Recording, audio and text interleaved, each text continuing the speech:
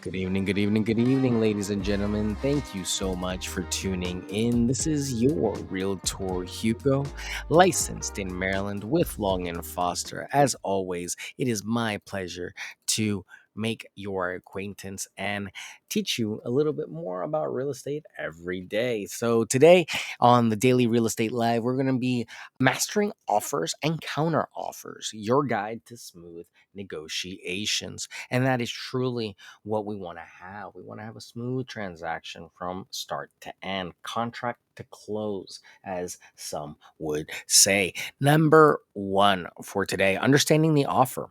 When you find a house you love, make an offer. Making an offer is the first step. This is a written proposal showing how much you're willing to pay and any conditions you may have.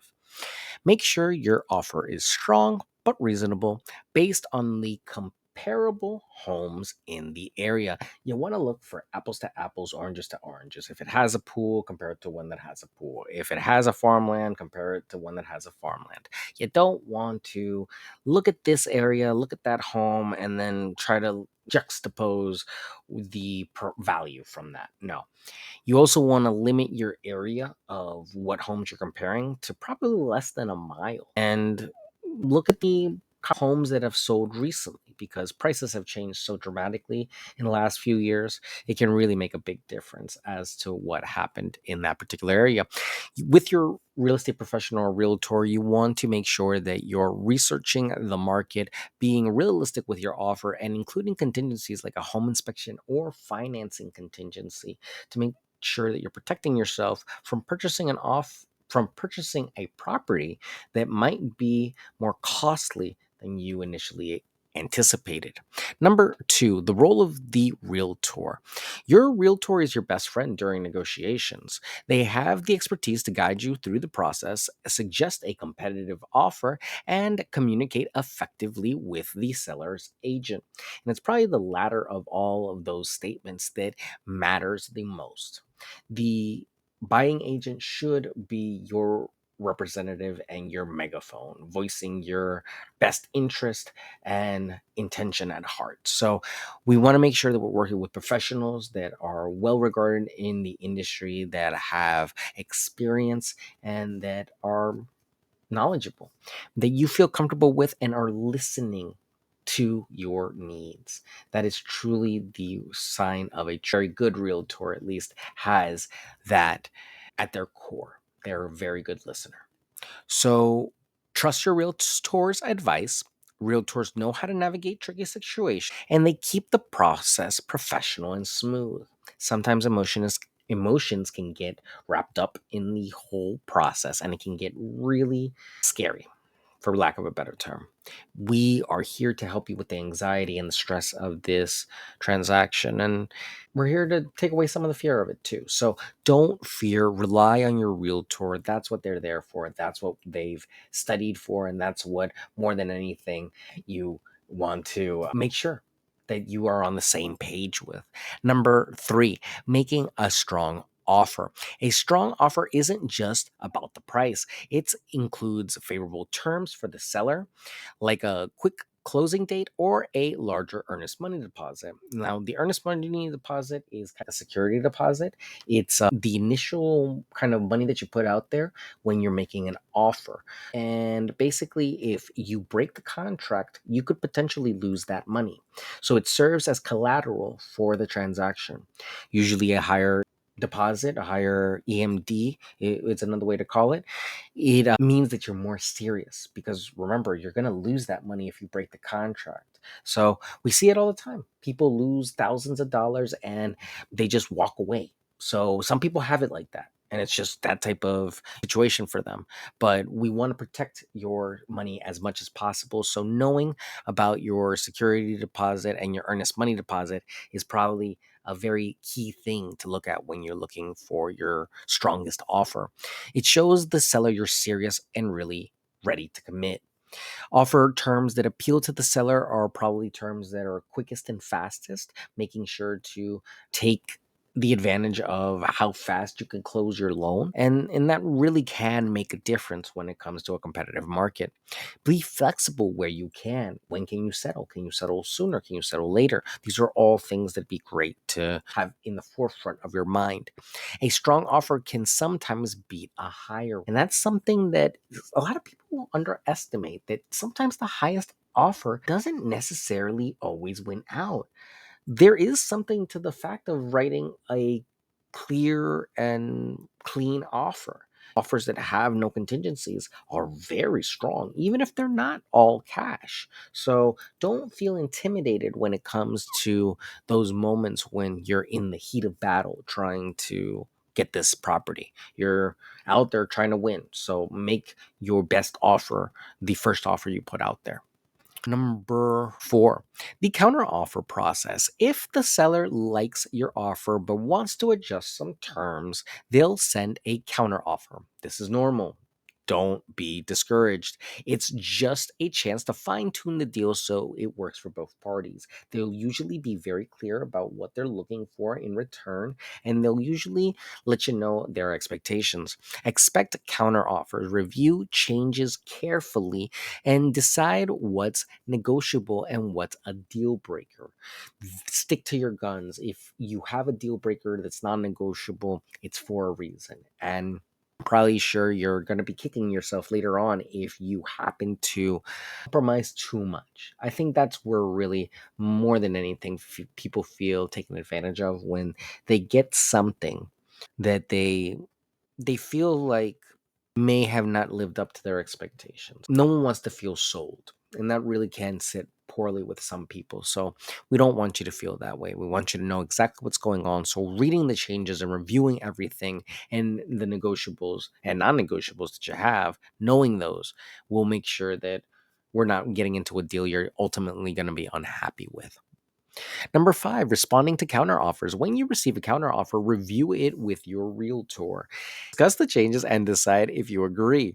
Want to counter back or reject it? Remember, it's a conversation and you're trying to find a middle ground. So these are all acceptable things to do as well. So do not be afraid to just walk away.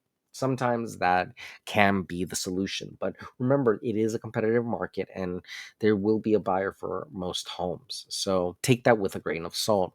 Communicate openly with your realtor, be clear about your priorities, and stay calm and professional. Remember, getting emotional about this type of transaction isn't going to be healthy or good for you. It doesn't help the whole situation, and it can really just hurt your mental peace and your peace of mind. We don't want that. Remember, a smooth, comfortable transaction. Negotiation strategies for number six. Effective negotiation requires strategy. Be prepared to compromise on less critical terms and issues to get what you really want, which is the home. Don't forget that. Times offering non monetary benefits like a flexible move in date can make a big difference. Also, offering a rent back or allowing the seller some leeway when they move out, those are all great bargaining chips in this great game of real estate.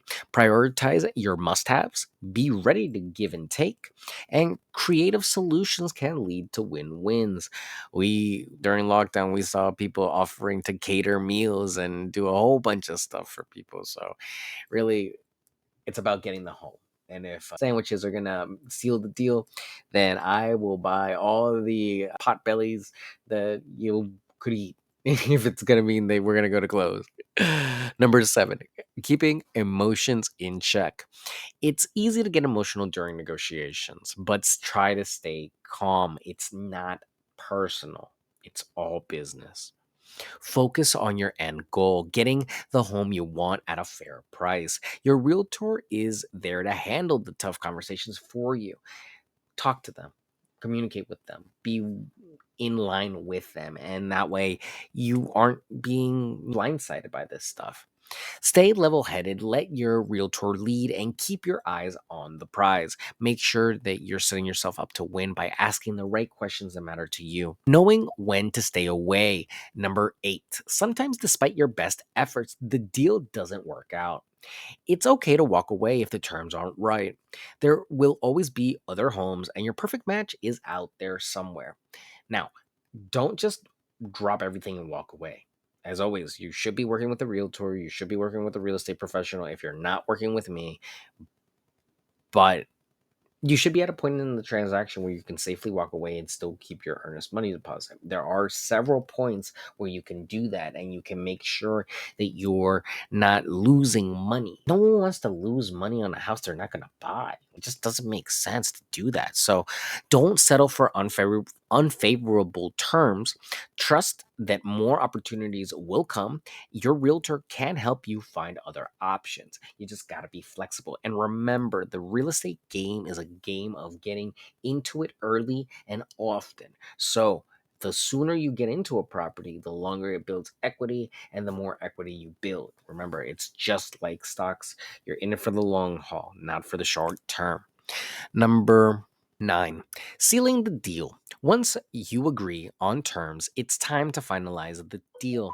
This involves signing the purchase agreement and setting up escrow. Your realtor and lender will guide you through the remaining steps until closing day. Celebrate your new home. That's really the long and the short of sealing the deal.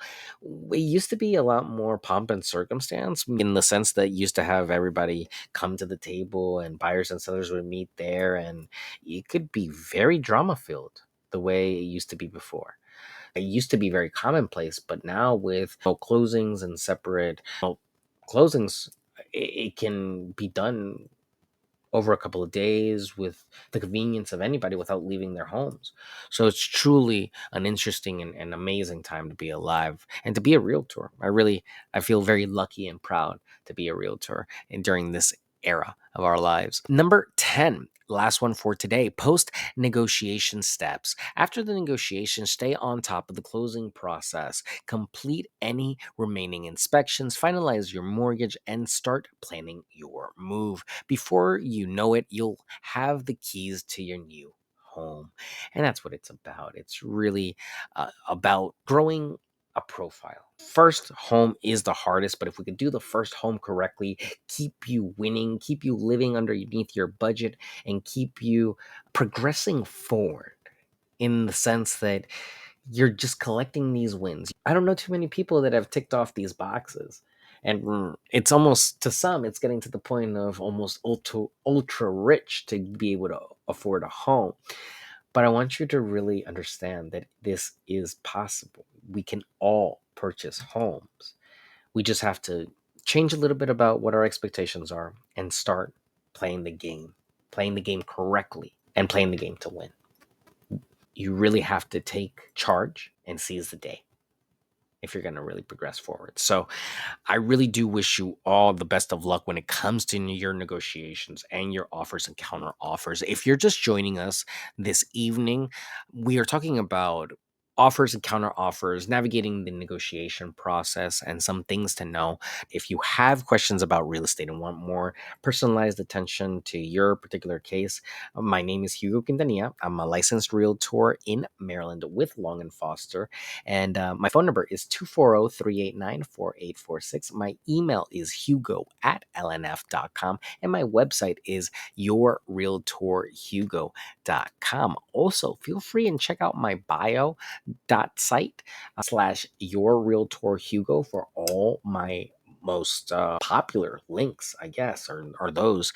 And check them out. See what else is up there. All my latest and greatest details are there. So feel free and check that out. As always, ladies and gentlemen, it is my pleasure to be your Realtor Hugo day here for the Daily Real Estate Live. Thank you so much for participating and for the feedback. I really do appreciate it. Thank you.